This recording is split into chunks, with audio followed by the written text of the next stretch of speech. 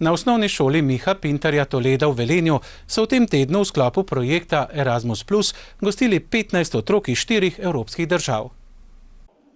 Živahen utrip je na osnovni šoli Mihe Pintarja Toleda v Velenju v tem tednu popestrilo 15 učenk in učencev skupaj z 9 učitelji iz Velike Britanije, Italije, Turčije in Romunije. In na velenjsko osnovno šolo MPT so prišli v sklopu projekta Erasmus Plus, kjer spoznavajo značilnosti Slovenije, utrip Velenja in pouk na osnovni šoli.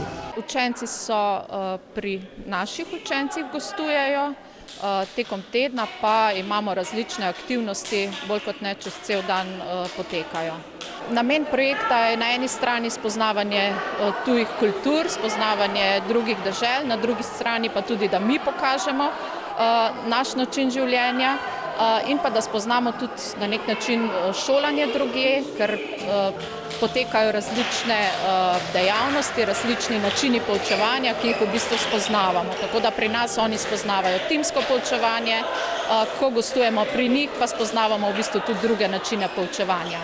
Projekt Erasmus Plus je projekt v sklopu Evropske unije, na katerega se je šola prijavila in bila v letošnjem šolskem letu tudi uspešno izbrana. Vanj so vključeni tudi učenke in učenci osnovne šole Mihe Pintarja Toleda. Izbirali smo glede na komunikativnost, malo tudi na znanje angleščine in pa pripravljenost v bistvu oditi v drugo državo in pa na drugi strani tudi gostiti doma. Šla sem že prej na eno izmenjavo in pa nam je bilo to všeč, da smo se odločili, da bomo še enkrat gostili. Gostom iz 4 držav so pripravili zanimiv, pester in razgiban program. V ponedeljek smo imeli aktivnosti predvsem na šole, mi smo se jim predstavili. Obiskali so pouk, obiskali so različne, vsi razredi so na nek način pripravili nek kratek program. Danes smo za njih pripravili kulturni dan, učijo se naš tradicionalni ples folkloro. Jutri smo 2 uri pri pouku, potem si ogledamo mesto Velenje, gremo na grad. In pa v četrtek, glede na to, da ima naša šola čudovit atrij, smo za njih pripravili aktivnosti v našem atriju.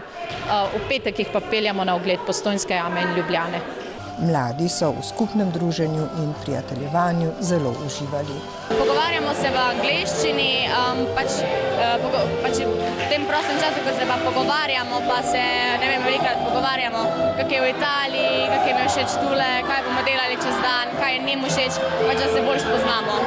Doma pa velikrat se pogovarjamo, včasih tudi pogledamo, govori z njenimi starši, pa se tudi z njimi slišimo. Potem velikrat govorimo tudi, gremo ven z njihovimi prijatelji, da gremo na sladoled ali pa kje, to smo recimo včeraj šli.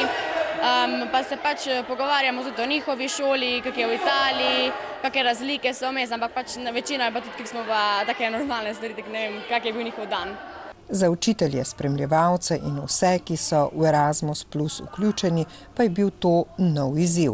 Je naporno, ampak ko zaključiš eno tako izmenjavo, mislim, da dobiš toliko enih pozitivnih izkušenj, da pozabiš na tisti napor.